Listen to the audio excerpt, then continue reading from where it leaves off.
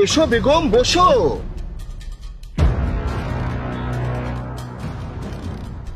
কি হলো, তাড়াতাড়ি নাও।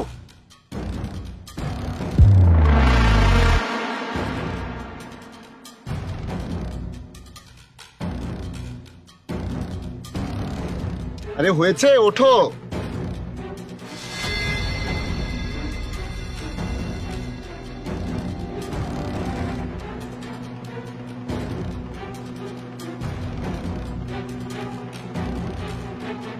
আমি বিদেশে গেলে তোমার সব চিন্তা দূর করে দেব।